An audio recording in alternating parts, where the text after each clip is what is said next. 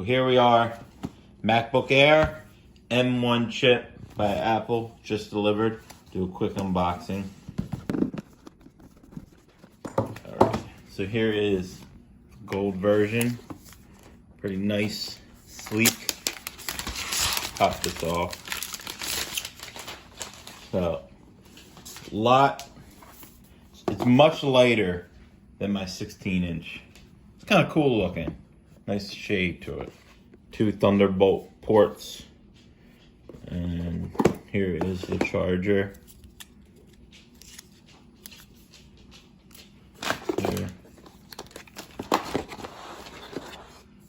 A lot smaller. Let's open it up.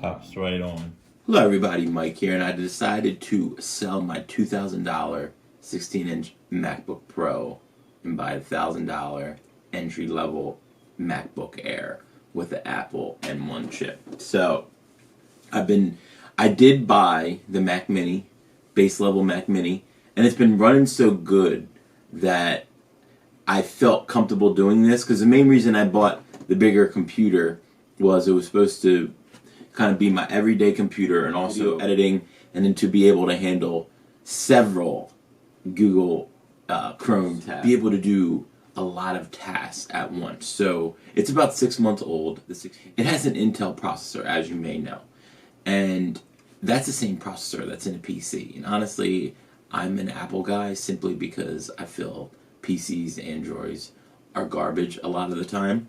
And of course, 6 months later, the fan, I can hear it a lot, right? And then the 16-inch MacBook Pro is, I wouldn't say overheating, but when I run multiple programs, it is getting a lot hotter.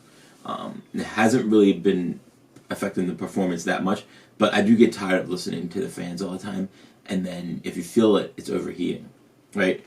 So I got the Apple Mac Mini with the M1 chip, and the fan never runs, essentially. And I haven't, as far as performance, it's a $700 computer. I haven't felt any difference in performance. It's been basically the same, if not the Mac Mini's been better. Alright, so here's a little side-by-side. As you can see, the picture looks pretty good on both of the computers. Okay, so we are on full brightness for each. So a little look at the keyboards. This keyboard, still pretty good. This one, I actually like the feel of the MacBook Air better than this. These are actually, seems to be closer. Like, there's not, if you look, the keys seem to pop off a little bit more on the MacBook Air, where the keys on the 16-inch are a little bit more squished, which I don't like that.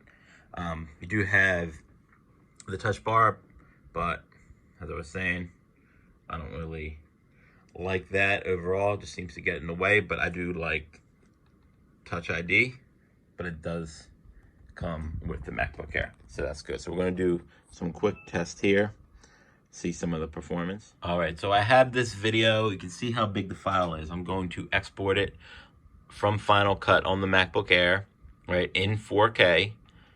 So we're just going to see how this handles and how long it takes. So we're going to do next, save it to the desktop, and there it goes. You can see it's starting up there. Got a little stopwatch over here.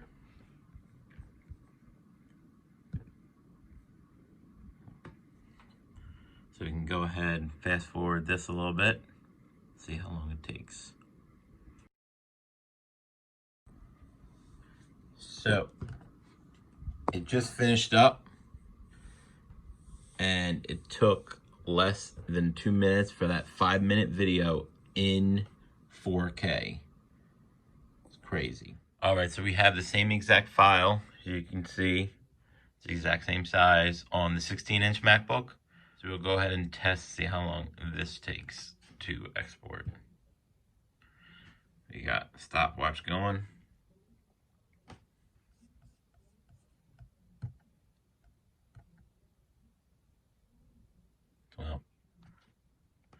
Fast forward. So here we are. Just finished up. So literally seconds it beat it by. But look how hot it is. And then now the fan's coming on. Right, I can feel it. It's hot. This, I never heard the fan. Right, and it's basically the same amount of time it took to do. Right, and then now the 16-inch is running the fan very high and it's overheating. Right, so there you go. I mean, $1,400 and you're essentially getting almost the same amount of performance. Wild. So quick internet speed test, coming in at about the same. Neck and neck. So this finished up 223 and this actually finished up 260. So there you go. So when it comes to internet speed, MacBook Air holds its own. All right. So we take Blackmagic test. Look at that. Wow. MacBook Air is performing just about as good as a 16-inch computer that's $1,400 more. So as you just saw, the MacBook Air is holding its own against the 16-inch MacBook Pro. Not just the 13-inch, right? Not just the middle, but also the top. I mean, the entry level against the entry level. I mean, if you can deal with the screen size, the speakers, yes, they're much better on the 16-inch MacBook Pro and the microphone, but those are things you can upgrade yourself. There's a lot of cheap Bluetooth speakers you can get out there. So that isn't a huge deal for me. I feel like in general, like this goes up to 16 gigs and this goes up to 64. But in general, I feel like for most people, 8 gigabytes is enough. The base is enough. Storage, you can always get external storage, right? It's not that expensive. Like the battery life on the MacBook Air is awesome so far. Look at the 13-inch, only 11 hours, and it definitely doesn't get even that much. Right? You do give up the touch bar, but the touch bar is annoying, and I don't think I really ever use it. It does look cool, but I really only use it is when I use it by accident, when I'm typing something and then my pinky hits the touch bar by accident, so it's more annoying than anything. The main thing that I like is the Touch ID, and you still get that with the MacBook Air. So as we saw with the performance, you do have more options with the 16-inch MacBook Pro, but as we just saw, those options really don't perform that well because this base level MacBook Air performed right on par with the 16-inch. And I told you, the Mac Mini, the base level Mac Mini, that's been actually performing very well. If we add that into here, Mac Mini M1, right, $699, and it performs on par with this as well. So it's kind of up to you and what you're looking for.